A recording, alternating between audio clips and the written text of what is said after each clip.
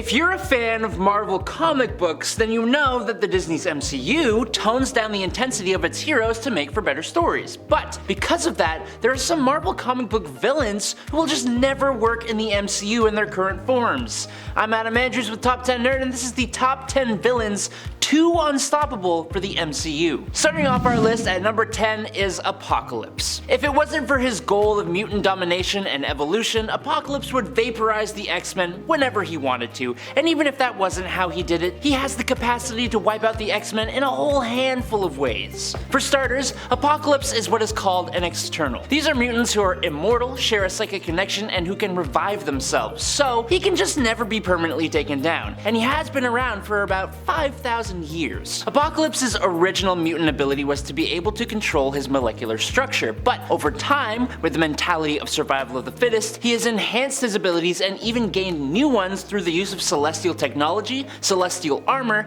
and at least 2 different techno-organic viruses. He can do a lot with his molecular manipulation, including heal himself and turn his limbs into simple melee weapons, but also technologically complex weapons like plasma cannons. But I think the most impressive thing he can do is consciously and subconsciously grant himself a huge amount of powers at will. That makes him too much for the MCU already, and we haven't even talked about his celestial energy manipulation, his psionic abilities, or any of his countless horsemen of the apocalypse, all of whom were given power boosts by this unstoppable mutant. Coming in at number 9 is Thanos. Now before you come for me in the comments about how Thanos is literally already in the MCU, I want to point out the little fact that the version of Thanos from the MCU is like a schoolboy compared to the comic book version of Thanos. Thanos in the comics is an absolute monster. In the MCU, Thanos is fueled by an altruistic motive to help the universe. In the comics, he straight up enjoys taking people's lives. Thanos is essentially an omnicidal maniac. He's extremely prideful, violent, deceptive, malevolent, treacherous, and ruthless to the point that he doesn't care about sacrificing innumerable planets and civilizations, even his own race, in order to praise his love, Mistress Death, and gain her affection. Thanos also possesses an insatiable hunger for power, always seeking to obtain objects of incalculable might and influence, such as the cosmic cubes or the infinity gems. He does all that while speaking in a super sophisticated, calm, and collected demeanor, which they did get right in the MCU, I'll give them that. Not only that, but being a massive hulking Eternal with a deviant gene, Thanos is one of the most powerful of the Eternals of Titan, with an innate ability to synthesize cosmic energy, allowing for energy and matter manipulation. Thanos in the MCU is no pushover, sure, but comic book Thanos, he puts him to shame. Number 8, Zom. We have seen the character of Dormammu in the MCU. He was an insanely powerful mystical entity who Doctor Strange had to basically lose to 1,000,000 times and trick to defeat. Well, it took all of comic book Dormammu's power plus the help of the cosmic being Eternity just to restrain the extra-dimensional monster known as Zom, with the magical links of living bondage and the crown of blindness. And with these tools, these massively powerful beings only managed to trap Zom in an amphora,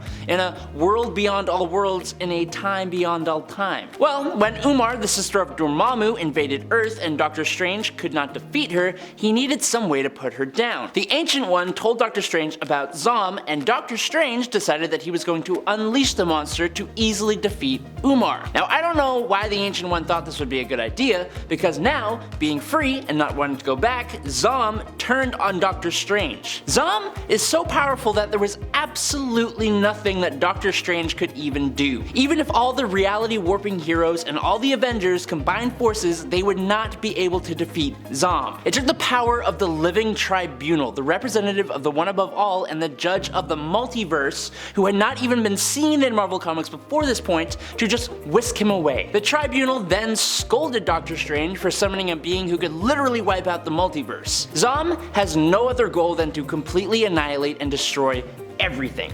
Ever. Now, Strange has since channeled Zom in extremely dire situations, and that's the only time I could really imagine the MCU even mentioning his name. Number 7, The Void. Bob Reynolds was granted the power of 1,000,000 exploding suns after consuming the Golden Century Serum, which was a much more potent offshoot of the original Super Soldier Serum. He has photokinetic-based powers fueled by the sun itself that include molecular manipulation, immortality, insane super strength, speed, invulnerability, stamina, agility, reflex, reflexes and senses, flight, teleportation, energy absorption and blasts, psionic abilities, and even reality warping abilities within a small area. He used his powers for the greater good of all, and he was the example of what a hero should be. He had connections to Iron Man, was active during the years just prior to the Fantastic Four's emergence. He became a role model for Spider-Man as well as an ally to the X-Men and equal to Reed Richards and a friend to the Hulk. The thing about the Sentry is that he's accompanied by a dark persona called the Void. The Void has all the same abilities plus seemingly even more. The Void went on a rampage that took the lives of around 1 million people and almost destroyed Manhattan. Full rosters of the Avengers, X-Men, and the Fantastic Four all went to take on the Void, and they couldn't do a thing. Only the Sentry himself could really subdue the Void, and it wasn't even permanent. Now later on in the Siege event, Norman Osborn used the Sentry to attack Asgard, but this accidentally unleashed the Void, and it totally obliterated Asgard completely, taking out Loki in the process. Now this did actually branch off into a what-if story where the Void was never stopped and destroyed every superhero on Earth, and then went off to destroy the universe. The Sentry is basically a god, and the Void is this god's devil. They may be adding the Sentry to the MCU soon, but I seriously doubt they will make this character or his opposite as powerful as they are in the comics. Number 6. Knull. Knull is the literal eldritch god of all symbiotes. He's their creator. Knull existed before the current version of the universe ever even came to be, in the black void of nothingness. One of his very first acts after he was awoken by the light created by the foundation of the universe was creating the all-black Necrosword. This was the very first symbiote, and it was immensely powerful. Using it, Knull was able to slice the head clean off of a Celestial. For this insane feat of power, he was banished to a void where he worked more and more on the sword, and eventually he broke free and went out into the universe with the intent of wiping out various gods until he was defeated and he lost the sword to Gore the God Butcher. And if we want to talk about villains who should have been more powerful in the MCU, he is top of the list. Knull then goes on to make more and more symbiotes who all share a hive mind under the control of Knull. They eventually rebel and imprison Knull inside the symbiote homeworld Clintar, but he is one of the strongest villains Marvel Comics has ever shown us. He faced off against all the Earth's heroes and nearly won. He has awoken, enslaved, and controlled Celestials, and even defeated the Sentry, ripping him in half and absorbing the Void. The only thing that defeated him was Eddie Brock's Venom wielding the Unit Power, aka Captain Universe, the protector of the universe, and the opposite to everything that Knull represents. Number 5. Molecule Man. While attempting to fix an atomic-powered device, a 1,000,000,000,000 accident occurred, bombarding Owen Reese with radiation and transforming his body. Now, this man, Owen Reese, was the most powerful being in the entire multiverse. The accident also caused a minuscule hole between Earth's dimension and another, allowing the being who would eventually become known as the Beyonder to become aware of a universe teeming with life, which would lead to the events of the first and eventually second Secret Wars. Now, Uatu the Watcher, who used to never become involved in the events of Earth, sensed the Molecule Man and the danger that he posed. He contacted the Fantastic Four, warned them of the threat, transported them to face him, and the Fantastic Four couldn't do a damn thing to the Molecule Man, until Mr. Fantastic was able to deduce that the Molecule Man could not alter the molecules of living things. But that wasn't even a real limitation of the Molecule Man. That was just a subconscious limitation that the Molecule Man put on himself. The kicker is that, in reality, Reese's accident was caused by the Beyonders themselves. They created the Molecule Man as a singularity in every reality to basically use the villain as a device that would destroy its universe. The purpose of their experiment was to eventually destroy all the Molecule Men at the same time just to see what would happen, which was a key part of the latest Secret Wars event. But Molecule Man, being used by Dr. Doom and eventually Reed Richards, was able to rebirth the entire cosmos. Could it work in the MCU? Sure, it could, but the character would just be a plot device. I doubt they would actually use him as an actual villain. Number 4. Abraxas. Abraxas is the polar opposite of the cosmic entity Eternity. This means his whole reason for existing is to destroy all all of the multiverse, which, I'll be honest, there are a few different characters in Marvel Comics who exist for that reason, and funnily enough, a bunch of them are on this list. But Abraxas is also tied to the incredibly unstoppable cosmic entity, Galactus. Whenever Galactus would consume a planet, it would keep Abraxas in check, so when Galactus was destroyed in a story called Galactus the Devourer, Abraxas was released and begins his path of ultimate destruction. As a cosmic entity, Abraxas's powers are essentially limitless, and his whole existence is kind of important to the universe, which means he can't really be taken out like a normal villain can. So the question of how he was defeated is kind of important. In Fantastic Four number 48 to number 50, we learned of an incredibly powerful weapon called the Ultimate Nullifier. It was used back then to threaten Galactus and stop him from destroying the Earth. Reed Richards ended up using the Ultimate Nullifier to essentially rewrite reality, remaking it so that Abraxas just never existed. Abraxas is so unstoppable that we essentially needed a Deus Ex Machina just to defeat him. I think that if he was in the MCU, that's probably the only way they could make the story work, but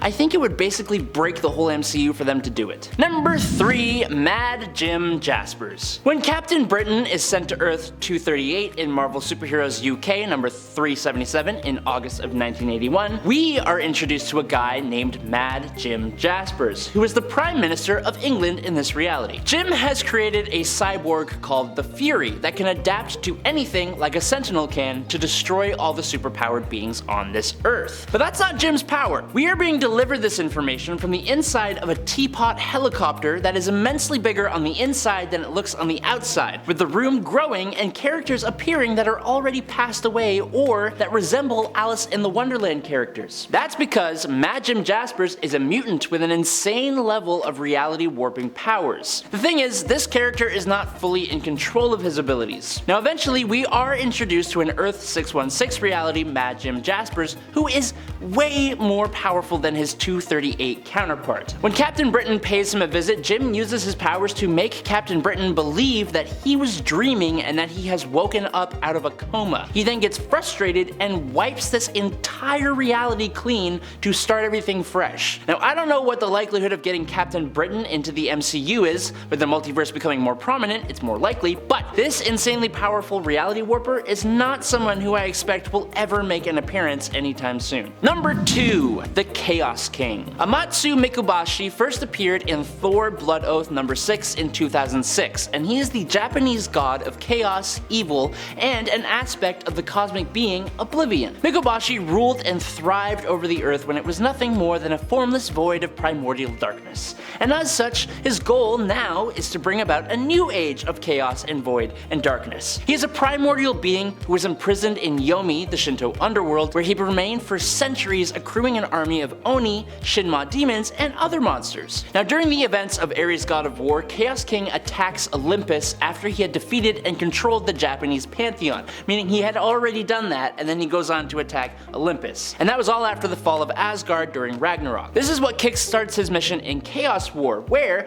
he slays the Egyptian gods, the Celtic gods, Shi'ar gods, and the gods of Zen law. He takes out Nightmare in the Dream Dimension, destroys Mephisto, and casts Mistress Death out of hell, making her literally run away, and releases the souls of the damned. He has the power to defeat Eternity and is practically unfazed by attacks from the likes of Zeus. God Hercules, Galactus, Silver Surfer, and Thor together could not defeat Chaos King. To win, this insanely powerful god of gods Hercules had to punch the Chaos King into a portal to an endless void of nothingness, and this was after he had already destroyed 98.76% of the universe. They wouldn't let Gore the God Butcher be as big of a threat to the gods in the MCU as he is in the comics. The Chaos King wipes out 90% of the universe. I just don't see it happening in the MCU at this time. It's just not gonna happen. And finally, in at number 1, the One Below All. In Marvel Comics, there is a character called the One Above All, who hasn't really been seen all too often, but is essentially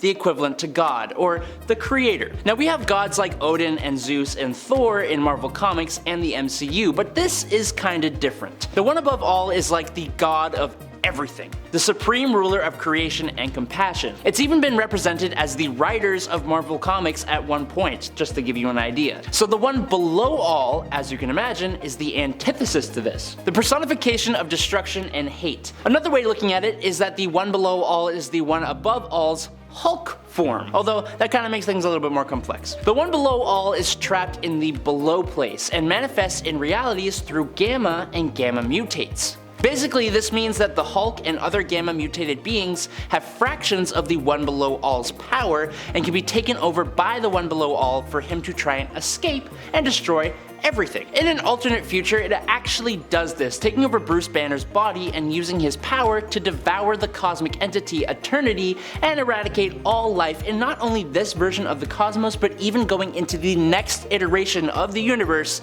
ensuring that nothing in that universe will continue to be. Luckily, this is prevented in the Immortal Hulk story, but I'm telling you, go read that story. The one above all and the one below all seem like beings that are just too conceptual that I don't know if they'd be making it into Marvel's cinematic universe. But the other part of this is that the Immortal Hulk storyline that features the one below all is way too graphic for it to be adapted to the MCU and Disney's brand. But unfortunately, friends, that is the end. Be sure to check us out next time on Top 10 Nerd. I'm Adam Andrews, and I'll catch you all on the flippity flop.